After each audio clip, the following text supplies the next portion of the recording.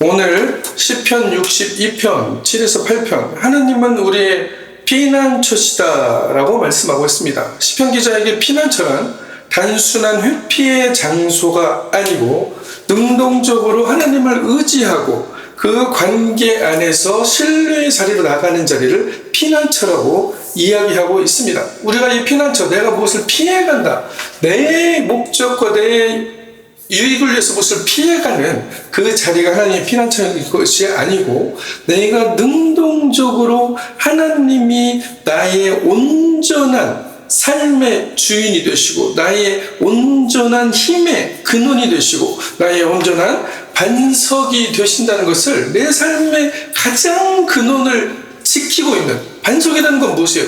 변할 수 없다는 거예요. 가장 견고하게 나를 붙들고 있는 분이 하나님이다. 이것을 알고 그분께 달려간 자는 안전하리라 라고 얘기하고 있습니다. 그 안전이라는 것은 내가 무엇으로부터 보호받는다는 그 안전이 아니고, 어떠한 상황에서도 그것을 이겨내고 견뎌내고 그것이 지나갈 때까지 하나님의 손 아래에 우리가 있음을 신뢰하고 그 관계 안으로 내가 나아가는 것이다 라고 말하고 있는 것입니다. 우리의 구원과 영광이 하나님께 있으며, 이 고백들이 우리가 피난처이신 하나님께 달려가는 그 고백과 신뢰의 자리가 된다는 것을 말하고 있습니다. 우리의 힘과 반석과 피난처도 하나님께 있도다. 백성들아, 시시로 그를 의지하고, 시간과 시간의 사이에서, 시간은 선형적으로 달려가는 것 같지만, 과거와 현재와 미래를 향하여 이렇게 직선적으로 달려가는 것 같지만, 하나님의 시간은 그렇지 않다.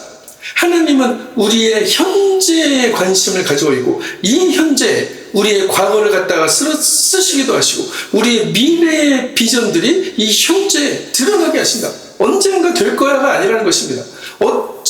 어차피 될 거야도 아니라는 것이에요. 이미 이루어져 있음을 감사하면서 이곳에서 기쁨과 찬양의 제사를 드리는 것이 바로 신앙이고 믿음이고, 하나님을 우리의 피난처로 여기는 사람들의 중요한 태도이고, 이 세상을 살아가는데 결정적인 역할을 하는 것이다 라고 말씀하고 있습니다. 이런 사람들은 어떠한 여건 안에서도 흔들리지 않는다. 견고한 반석 위에 그들의 발을 디디고 있다. 하나님의 말씀의 기초 위에 그들의 발을 디디고 있다. 말씀을 오늘 주신 것은 무슨 의미예요? 이 말씀 안에 하나님의 진정한 진리의 법칙이 들어있다는 것을 지금 선포하고 있는 것입니다. 시시로 그를 의지하라. 왜? 하나님만이 우리의 힘과 반석과 피난처가 되시기 때문이다. 피난처를 정확하게 이해해야 된다. 어떻게 이해해야 되냐? 내가 피할 곳, 내가 어디로 피하고 내가 도망가는 곳이 아니고, 하나님께 온전히 나의 삶과 나의 존재를 맡기는 곳, 그곳이 바로 피난처가 되어진다라고 얘기하고 있습니다. 다윗은 사울의 칼날을 통해 아둘람 굴로 도망쳤습니다. 빚진 자와 원통한 자와 곤궁한 자 100여 명이 그에게 모여들었어요. 캄캄한 굴 속에서 다윗은 자신을 숨겨준 바위와 어두움을 의지하지 않았습니다. 거기에 모인 사람들을 의지하지 않았습니다. 그 굴에서 노래했습니다. 그를 살린 것은 굴의 깊이가 아니고 굴 안까지 찾아오신 하나님의 임재를 발견하였다. 하나님이 나와 함께 하심을 발견하였다라고 사무엘상 22장 1절에서 2절에 고백하고 있는 것을 보실 수 있습니다. 영원히 마지막으로 의지할 곳은 어디냐? 우리의 삶의 전적인 존재들이 의지할 곳은 어디냐? 내가 가는 곳이 어디라고 알지 못하여도 그곳에는 누가 계시다? 창조주 하나님이 우리를 붙들고 우리와 함께 계시다라는 것을 신뢰하고 인정하는 것. 그러면 그것은 무슨 역할을 하냐? 내가 가는 곳이 하나님께서 함께 하시는 피난처가 되시고, 내가 가는 곳이 나의 힘의 공급자이신 하나님이 함께하는 그곳이 된다라고 말씀하고 있습니다. 이 의지할 곳은 인간이 만든 어떤 제도가 아니고 오직 살아계신 하나님 자신뿐이라는 것을 우리에게 성서는 다시 한번 지시해주고 있어요. 다시 한번 보여주고 있어요. 다시 한번 그 방향을 가리키고 있다는 것을 기억하시길 바랍니다. 세상이 만든 피난처와 신앙의 이름으로 도피하는 것이 아니라, 지존자 은밀한 곳에 거주하며 전능자의 그늘 아래 사는 자여, 지존자의 은밀한 곳에 거하며 전능자의 그늘 아래 사는 자여, 나는 여호와를 향하여 말하기를 그는 나의 피난처시요 나의 요새요 내가 의뢰하는 나의 하나님이라 하리니 라고 시편 기자는 시편 91편 1절에서 2절에 고백하고 있습니다. 이 은밀한 곳에 거한다. 일시적 도피가 아니고 나의 가장 깊은 곳, 가장 깊은 마음 속에서 하나님께 달려가 있다. 하나님께 달려가 있다. 하나님과 연결되어 있다는 걸 발견하는 것. 지속적으로 거주하는 삶의 태도를 결정하는 것을 말하고 있다는 것입니다. 욥은 어땠습니까? 잿더미 위에서 두 가지 길에 서게 되었습니다. 욥은 하루아침에 자신의 재산과 자녀와 건강을 다 잃었습니다.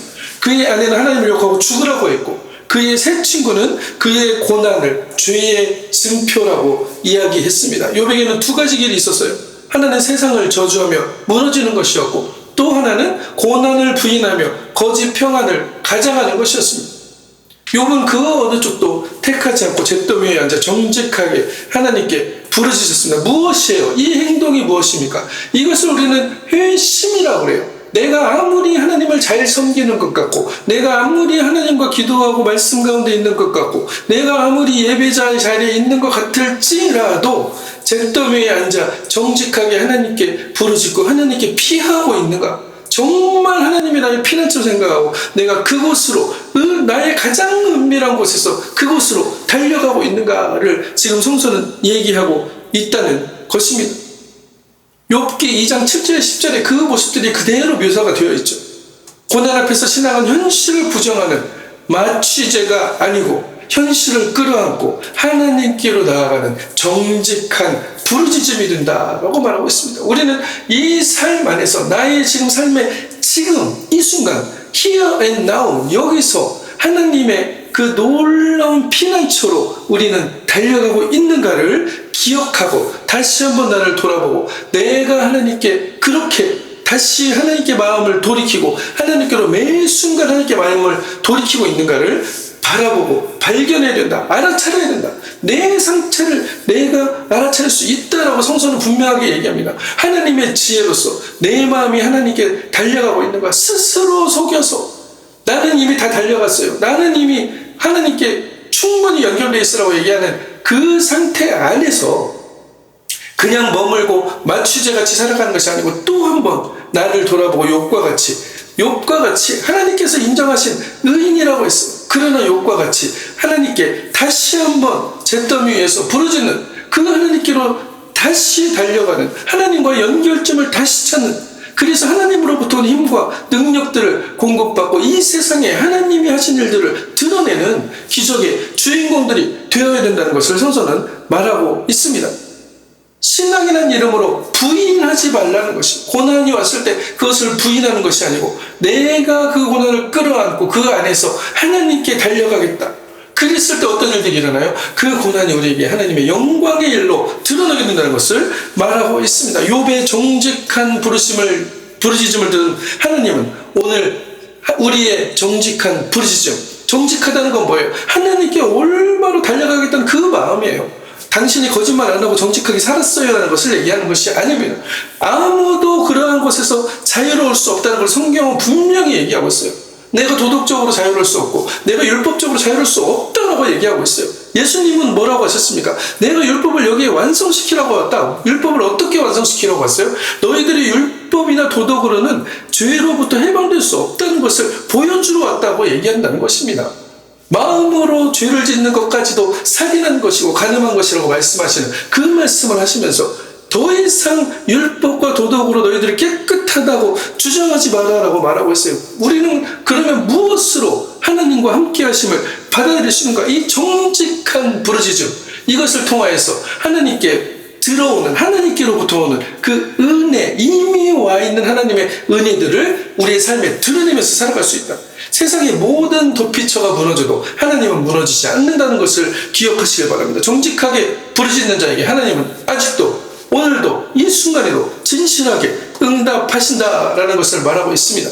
장소가 아니라 하나님께 향하는 그 우리의 마음의 태도가 바로 피난처가 된다. 여호와는 나의 반석이시요 나의 요새시요 나를 건지시는 이시요 나의 하나님이시요 내가 그 안에 피할 나의 바위시요 나의 방패시요 나의 구원의 뿌리시요 나의 산성이로다. 시편 18장 2절에도 계속적으로 고백하고 있습니다. 이러한 하나님에 대한 칭호들, 하나님에 대한 새로운 그 이미지들, 우리가 왜 이런 이미지들을 가지고 살아가야 되는가를 성서에서는 말하고 있는 것이에요. 이것은 비유를 넘어 하나님이 친히 다윗의 안전 그 자체가 되심을 선포한다는 것입니다. 그래서 마태복음에 뭐라고요? 너희는 먼저 그의 나라와 의를 구하라. 그리하면 이 모든 것을, 너희가 이 세상에서 살아가는 모든 것은 내가 책임져 주겠다라고 말씀하시는 게 하나님의 말씀이라는 것입니다. 그의 나라와 그의 의는 뭐예요? 하나님 가서 하나님 말씀만 읽고 기도하고 예배하고 이렇게 살면은 의와 예배를 구하는 것입니다. 아닙니다. 그것을 하지 말라는 것이 아니라 그렇게 하고 나서 그 다음에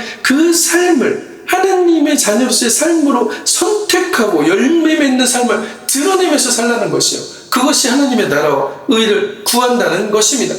수많은 기독교인들과 교회 공동체가 자신들의 바운더리 안에서는 열광적으로 예배하고 기쁨과 감사로 예배하나 세상으로 나와 그들의 삶을 드러낼 때 결단하지 못하고 다시 그 세상의 가치관으로 다시 끌려가 버리고 세상 사람들과 똑같이 행동하고 그 패턴 안에서 살아가며 여기서는 어쩔 수 없어, 여기서는 이렇게 살고 이쪽에서는 이렇게 해야 되라고 얘기하는 그러한 이분법적인 삶으로 살아가고 있다. 그러나 신앙은 무엇이다?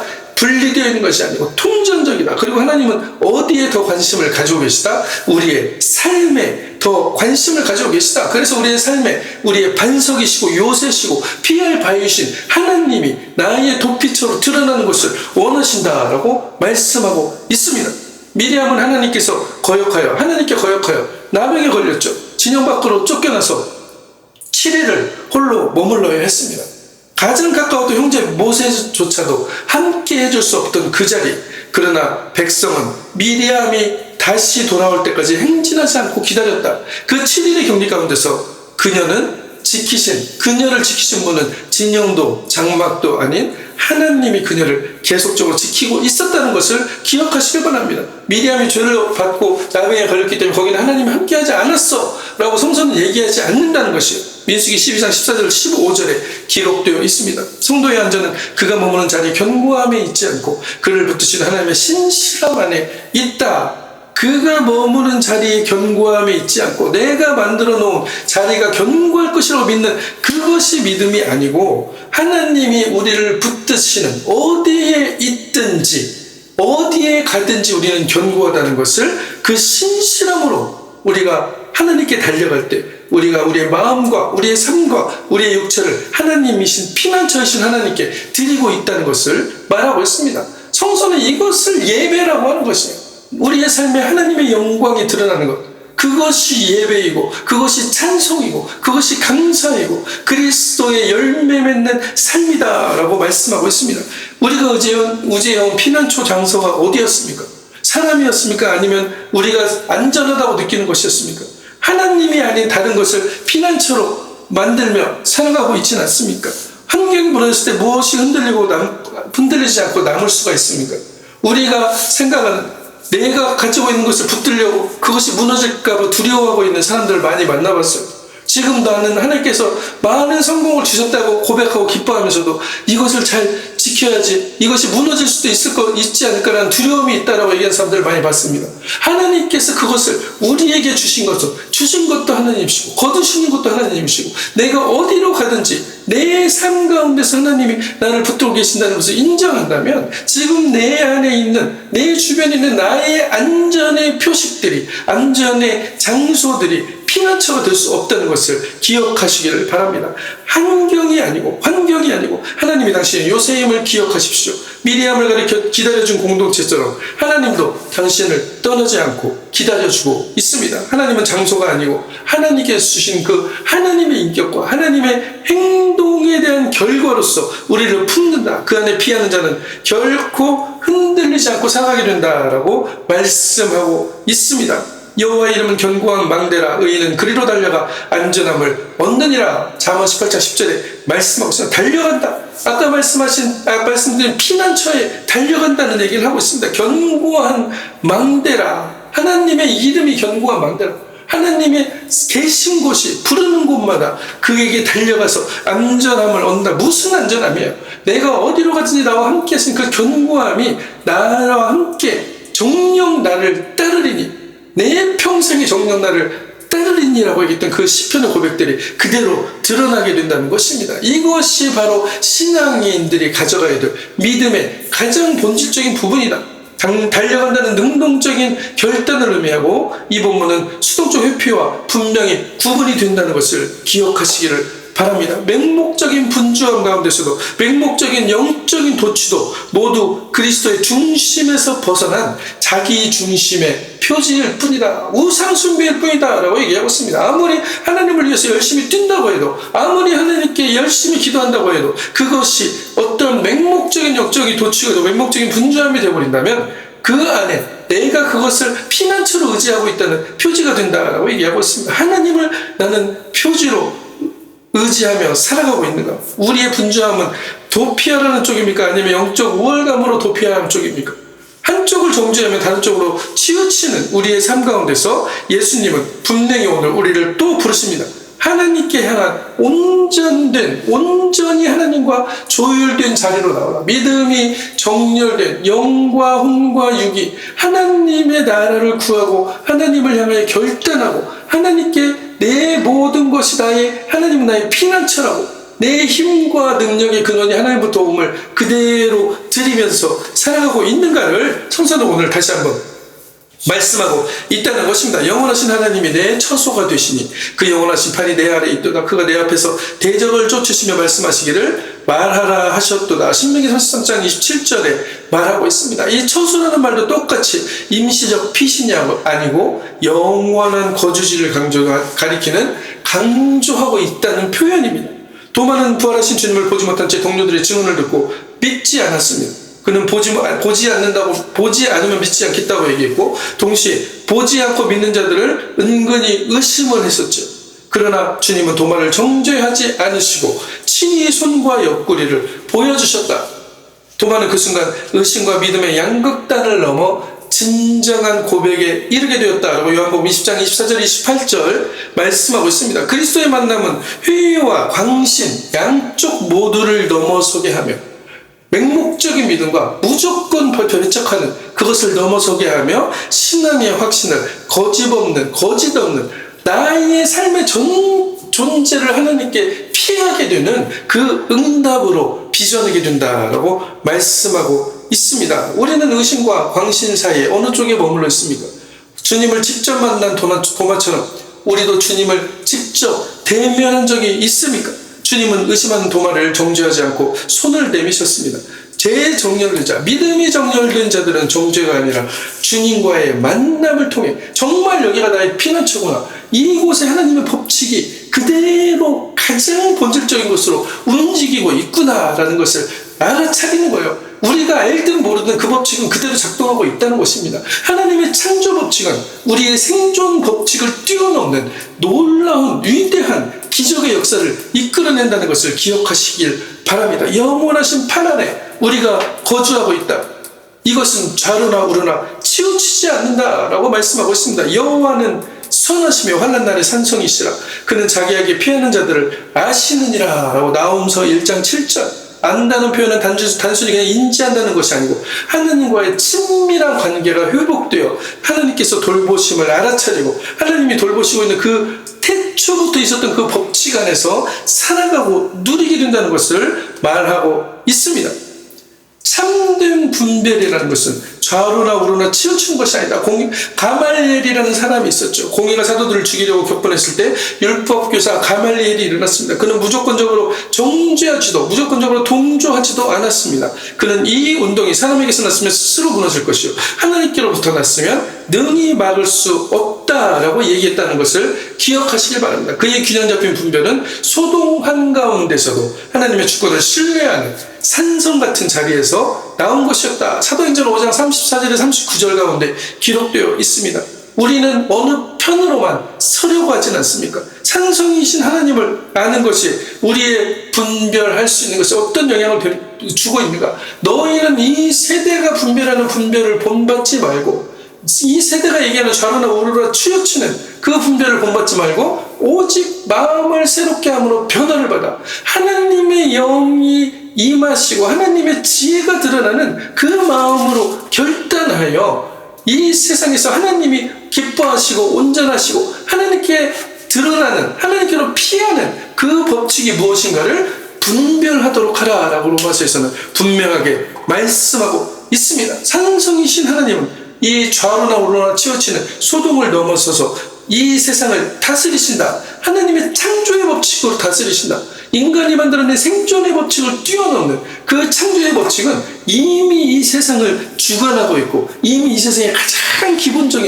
기본적인 본질적인 법칙으로 깔려있다는 것을 기억하시길 바랍니다. 그분께 피하는 자는 쓰러지는 것 같으나 쓰러지지 않고 망하는 것 같으나 망하지 않고 하나님께서 주신 그 흔들리지 않은 가운데서 다시 하나님께서 놀라운 하나님의 능력과 축복과 풍요로 우리를 채우신다는 것을 기억하시길 바랍니다. 주께로 와서 안식을 누리시기를 바랍니다. 수고하고 무거운 짐들아 다 내게로 오라. 내가 너희를 쉬게 하리라. 마태복음 11장 28절. 오라는 명령의 초청형은 장소의 이동이 아니고 하나님께서 나의 피난처 되심을 고백하고 그에게 달려가는 고백적인 결단이고 선택이라는 것을 기억하시기를 바랍니다. 오늘 우리에게 가장 무거운 짐은 누구에게 있고 그 짐을 들고 어디를 향해 걸어가고 있습니까?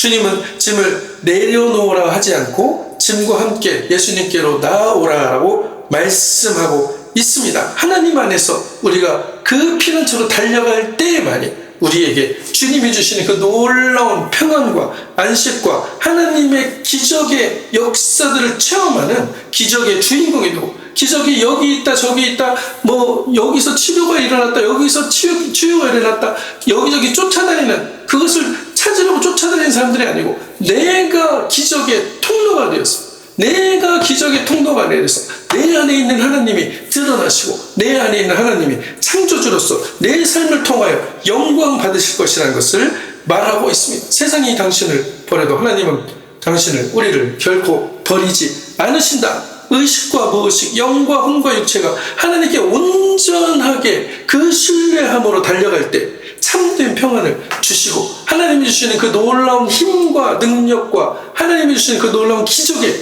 통로가 내가 되어진다는 것을 기억하시길 바랍니다. 이 상태를 우리가 발견함으로 인하여 하나님께 온전히 내 피난처 주신 하나님께 온전히 나아가서 내 삶 가운데서 어떠한 것들이 와도 어떠한 환난과 고통이 와도 어떤 문제가 와도 그것을 끌어안고 하나님께로 달려가서 하나님과 함께 창조의 세계를 만들어가는 하나님 나라를 구하는 귀한 기적의 주인공 되시기를 그리스도의 이름으로 간절히 축원합니다.